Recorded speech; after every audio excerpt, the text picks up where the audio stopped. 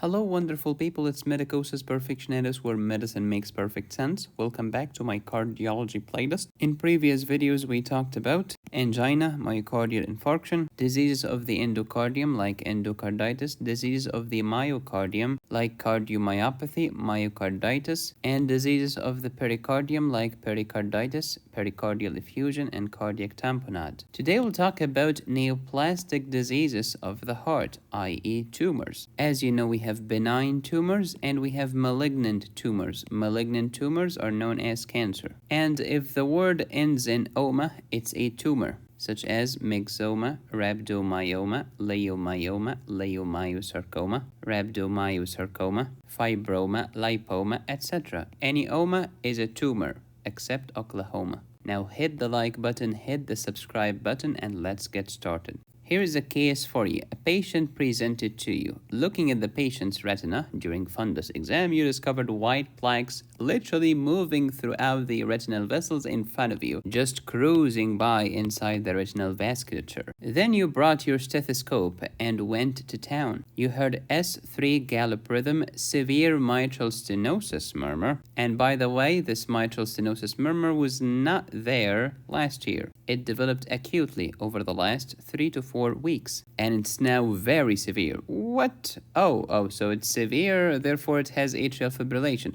No, this patient did not have atrial fibrillation. What? You want severe mitral stenosis with normal sinus rhythm? Yes, I do. How old is the patient? 49-year-old female. Then what? I also heard loud S1 sound, followed by vibrations. Weird. And while listening carefully, this S1 was not just one sound. It was actually split. Really? You mean splitting of the S2? No. Widely split S1 sound. Is that possible? Yes, of course it's possible. Then after S2 hard sound, the dub, there was a weird noise, and it's not an opening snap. I forgot to ask you, what did the patient complain of? Episodes, attacks of dyspnea, lightheadedness, fatigue, and the symptoms improve on lying down on my side in the lateral decubitus position. Moreover, there was fever, fatigue, anemia, weight loss, and attacks of syncope, fainting, that depends on my body position. The syncopal attacks are worse in certain positions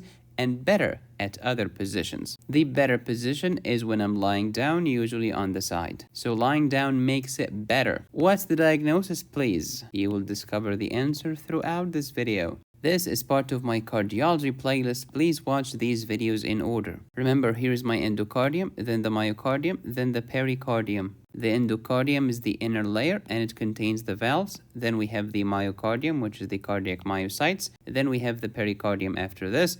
Each one can have different diseases. Sometimes the tumor arises from connective tissue, such as myxomas, fibromas, lipomas, etc. Sometimes from muscle tissue, such as Leiomyosarcoma, Rhabdomyosarcoma, etc. You can download these colorful notes at medicosisperfectionalis.com. I help you understand and pass exams. If you wish to converse with me, mother effer, said Voltaire, define your terms. He didn't quite say it like this. Hey, medicosis, have some respect for yourself. Yes, ma'am. Let me define my terms and talk about cancers. We talked about many cancers on this channel. You can find them in my oncology playlist, the science that studies cancers. Growth could be a good thing, such as the growth of an embryo, the growth and healing and regeneration of your injured tissue. All of this is fine and dandy. However, cancer is also growth that is not so dandy. Indeed, it can be fatal. Types of cellular growth. We have hypertrophy. If I'm swelling up, I'm increasing the size of the cell.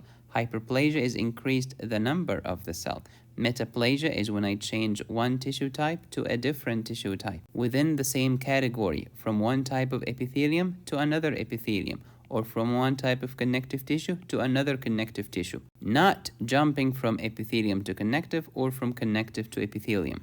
In fact, jumping from one category to another is only seen in one singular disease in medicine. Can you tell me which disease is it where I jump from one category of tissue to a totally different category of tissues? I'll be so happy if you can answer this in the comments. But besides this singular disease, epithelium can change to another epithelium, or connective can change to another connective within the same category. This is metaplasia.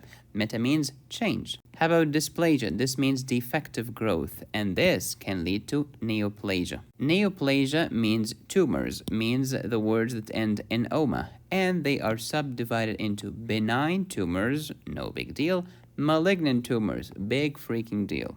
What's the definition of a tumor, or neoplasia, or the words that end in oma, like myxoma, rhabdomyoma, rhabdomyosarcoma, etc.? Abnormal mass of tissue, so it's a mass, whose growth exceeds and is uncoordinated with that of normal tissue, and it persists even after the cessation of the original stimulus that caused the growth in the first place. So here's a cell injury for a long time, then I developed a tumor. Cells are growing and dividing and growing and dividing.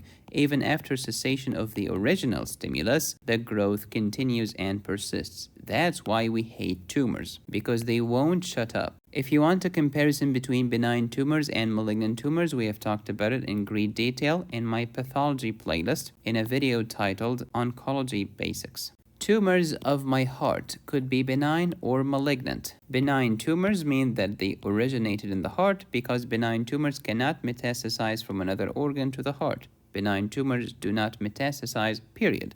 So if it's a benign tumor inside the heart, it means that it originated inside the heart. So this is primary tumor. Such as what? The benign tumors of the heart include myxomas, lipomas, fibroma, papillary fibroelastoma, rhabdomyoma. What does the word rhabdo mean? It means skeletal, and myo, muscle. Oh, skeletal muscle. And then we have teratomas. How about the malignant ones? Oopsie. Some of them originated in the heart, but more commonly they originated in another organ. Let's say had breast cancer or skin cancer, and then this cancer left its original place and metastasized to the heart. So this lesion in the heart is secondary to the original cancer. I started somewhere else and now I'm in the heart. This is called secondary cardiac tumor. The primary cardiac cancers that originated in the heart include angiosarcoma, because I have angio, vessels, rhabdomyosarcoma, skeletal muscles, leiomyosarcoma, smooth muscles, and fibrosarcoma, fibrous tissue. How about secondary cancers that started somewhere else and then went to the heart?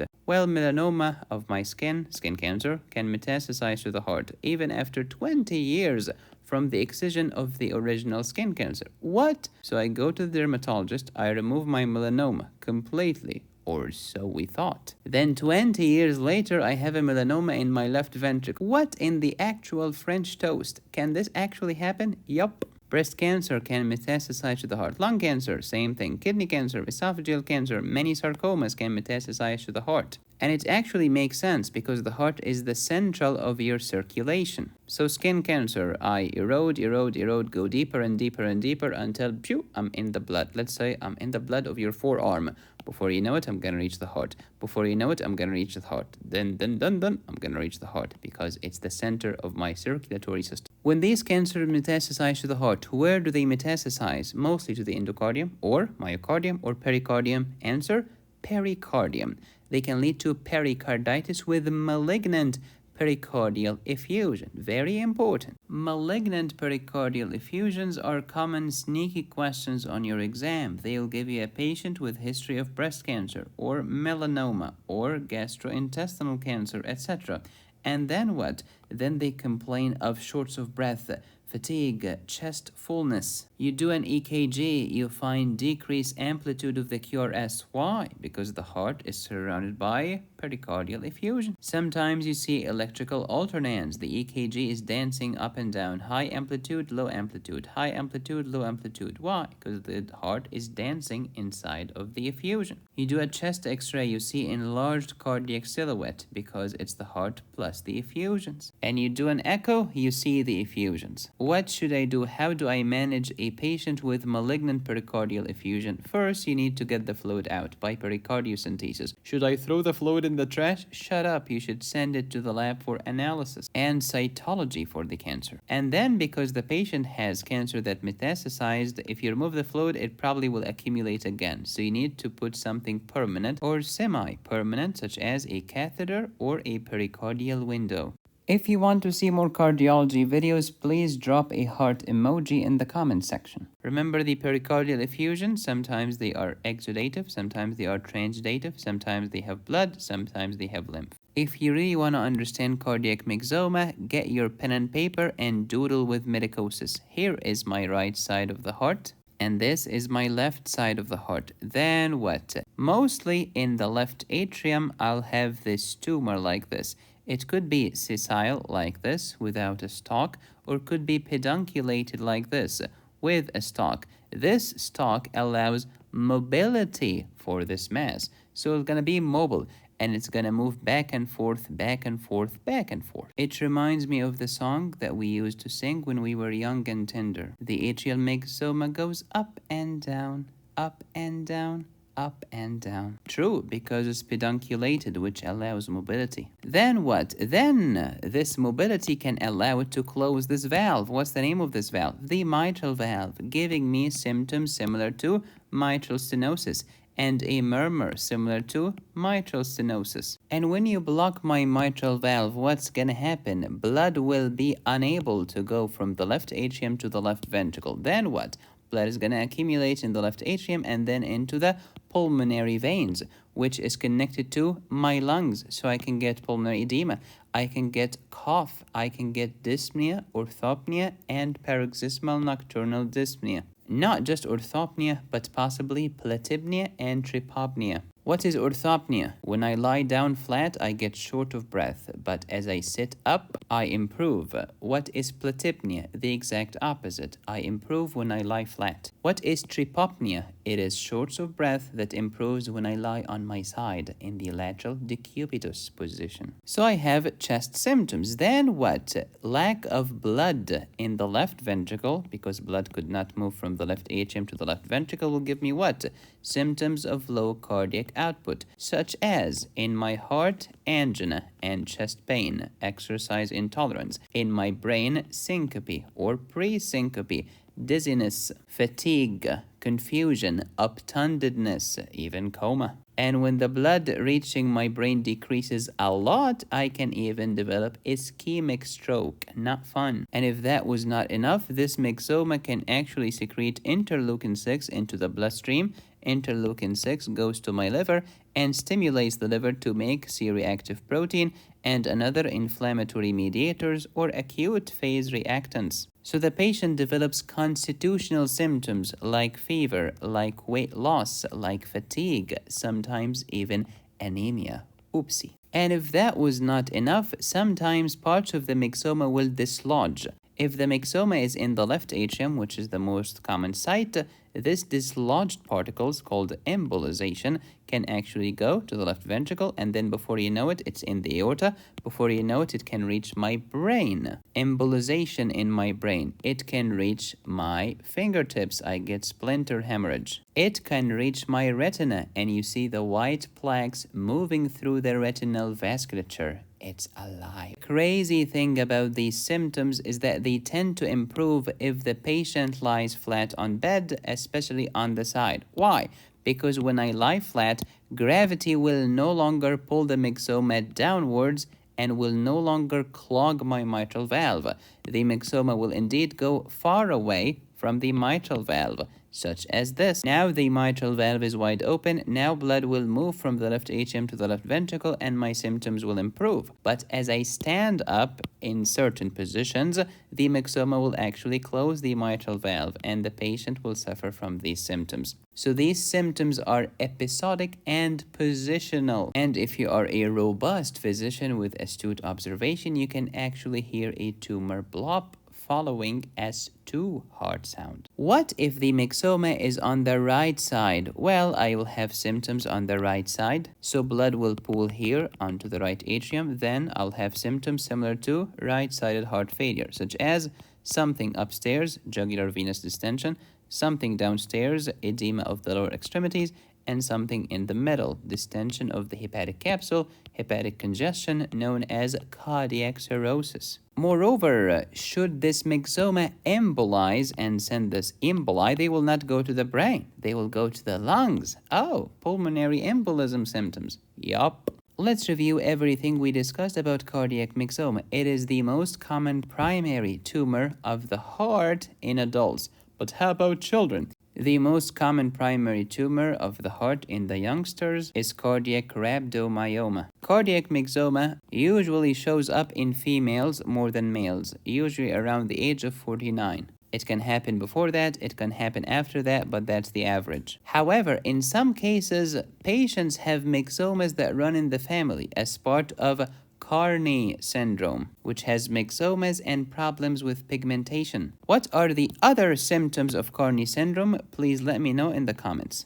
Cardiac myxoma is a benign tumor. Cardiac myxoma most commonly happens in the left atrium, followed by right atrium. But left atrium is way more common, about 80% of cases. Sessile without a stalk or pedunculated with a stalk. Stalk allows for mobility. So I'm very mobile. I go up and down until I block the mitral valve. The mitral orifice is blocked, so I can have symptoms that mimic mitral stenosis symptoms and a murmur that mimics mitral stenosis murmur. So I get dyspnea, orthopnea, paroxysmal nocturnal dyspnea, wheezing, cough, etc. because the blood is pooling in the left atrium and then in the lungs. Blood is not pooling in the left ventricle, however, so I get symptoms of low cardiac output. I get episodes that are positional. Episodes of what? Of syncope, chest pain, shortness of breath, lightheadedness, etc. The nasty myxoma secretes interleukin-6, constitutional symptoms such as fever, fatigue, sweating, weight loss, and anemia. Complications: the myxoma can embolize. If it's a myxoma on the left side, it's going to reach the brain, fingertips, and many parts of the body. But if the myxoma is in the right atrium, it's going to reach the lung, giving me pulmonary embolism symptoms. Let's go to the physical exam. You will hear mitral stenosis-like murmur, usually without the accentuation of S1. Usually develops quickly, unlike the traditional mitral stenosis, which takes years until it becomes severe. However, cardiac myxomas can grow quite rapidly, giving me severe mitral stenosis murmur quite quickly. Moreover, this murmur changes with body positions. If I put the patient in the lateral decubitus position, usually the murmur improves, i.e. disappears, or decreases the intensity. If I make the patient sit up or stand up, it usually gets louder. So it's a positional murmur. Sometimes I hear a plopping murmur or a plopping noise after A2, which is the second hard sound, resembling an opening snap, but it's not an opening snap. I told you that S1 is usually not accentuated, but it could be. It could be loud. It could be split. I want you to ask this question to your professor. What's the disease that causes widely split S1? The professor will tell you, oh, you meant widely split S2. No. I know what I said. I said widely split S1. The professor will say, I have no idea what you're talking about. There is no such thing as split S1. Then you tell them the story of the atrial myxoma. This atrial myxoma will close this mitral valve orifice. And then what? Remember that normally the S1 is caused by the closure of the tricuspid valve and the mitral valve, and they normally close together. However, if I have a stinking atrial myxoma, it's gonna delay the closure of the left atrium. So my S1 will be split and I will hear it as two separate sounds. And this is how you put your professor in his place. Don't actually do this. You should try to convince your professor that you are the smartest student in the room, but do not outshine the master, or he will hate your gluteus maximus, and your grades will suffer, and then you'll come to me and complain, why is the world so unfair? And you'll keep practicing moral indignation for a living. The symptoms of cardiac myxoma improve when the patient lies back or on one side. So lying back is called platypnea. If they improve when I lie on my side, it's tripopnea. The symptoms are many and they include the dyspnea, of course. Embolization can lead to pulmonary embolism, embolic stroke, also splinter hemorrhage, and you will see white plaques moving through the retinal vessels. A complication of cardiac myxoma is mitral stenosis, which can lead to what? Atrial fibrillation eventually. How can I diagnose this disease? Well, history and physical exam. Since interleukin-6 is secreted, ESR and CRP will be elevated. The gold standard is actually echo. Which echo is better for this case? Is it transthoracic echo or transesophageal echo? The answer is transesophageal echo. Why is this? It has to do with anatomy. You will recall that the most anterior chamber in your heart is your right ventricle. This is anterior, this is posterior. What is the most posterior chamber in my heart? It's the left atrium. What is posterior to it? Your good old esophagus. So if I introduce the echo probe into your esophagus, it will be right smack behind the left atrium. So if you have myxoma here, I'll see it better if I'm in the esophagus. Way better than putting the freaking echo on your chest wall. See, medicine makes so much sense once you understand what the flip you're talking about. CT scan, MRI of the heart can also help. What is the most accurate test for any tumor? A biopsy. Are you saying that I have to perform it? No. How can I manage this disease? It's a tumor. And it's a tumor that can compromise my patient with low cardiac output symptoms, with dyspnea, orthopnea, paroxysmal nocturnal dyspnea, with embolization, ischemic stroke, syncope, pulmonary embolism, AVEB. So you gotta remove it quickly. Prompt surgical resection. After you remove it, please follow up with the patient because sometimes the myxoma comes back, especially if this was Carney syndrome, the familial myxomas. And if the patient developed atrial fibrillation before you remove the myxoma, follow up with the patient because the atrial fibrillation could still be there. That was the story of cardiac myxoma. How about cardiac rhabdomyoma? This is the most common primary tumor of the heart in kids. What is this? It's a hamartoma. What's the definition of a hamartoma? Native tissue growing at the native site. Conversely, a choristoma is native tissue growing at a non-native site. For example, gastric tissue growing in my Meckel's diverticulum in the intestine, or pancreatic tissue growing in the Meckel's diverticulum of the intestine. That will be a choristoma. But rhabdomyoma originated in the heart and it belongs to the heart because your heart has muscles. Don't forget, cardiac rhabdomyoma is associated with the infamous tuberous sclerosis disease, and I have a great mnemonic on tuberous sclerosis that you can watch in my neurology playlist. So today you learned about the types of cardiac tumors and we talked about myxoma in detail. Back to the case. Now, I hope you know what the diagnosis is now. I have white plaques moving throughout the retinal vessels. I have S3. Oh, S3? Why do I have S3 in cardiac myxoma? Look at this. Here's my atrial myxoma in the atrium. It can block this lovely mitral valve between the left atrium and the left ventricle. Now what? Now the blood is going to accumulate in the left atrium. As I change position, this atrial myxoma can go far away from the orifice of the mitral valve, allowing all of the blood that used to accumulate here to suddenly gush onto the left ventricle. And when you suddenly gush in a volume overload fashion, you get an S3 gallop rhythm. Also severe mitral stenosis, maybe AFib, maybe not AFib. But it happened in a true story that the patient came to a doctor with very severe mitral stenosis, but no atrial fibrillation. The patient was actually in normal sinus rhythm. And the S1 was not accentuated, unlike the traditional severe mitral stenosis, which usually has AFib and has accentuated S1. The murmur and the symptoms change with position. So the doctor sent that patient on the same day for echocardiography, and guess what? They found the atrial myxoma on echo. They removed it surgically, and the patient lived happily ever after. So this is atrial myxoma. Learn how to recognize it so that you become a great doctor, not another doofus with a stethoscope. If you want to learn about congenital cyanotic heart diseases and acyanotic heart diseases and the different types of shock like cardiogenic shock, hypovolemic shock, neurogenic shock, septic shock, etc., then download my surgery high yields course at medicosisperfectionalis.com. To learn about angina, myocardial infarction, ischemic stroke, hemorrhagic stroke, ARDS, arrhythmias, and much more, download my emergency medicine high yields course at medicosisperfectionalis.com. I help you understand and pass exams. There are more than 300 premium videos available on this channel if you click the join button and choose the highest tier. Please subscribe, hit the bell, click the join button, support my channel on Patreon, PayPal, or Venmo, go to my website to download my courses, notes, and cases, or if you'd like me to personally tutor you. Be safe, stay happy, study hard. This is Medicosis Perfectionalis, where medicine makes perfect sense.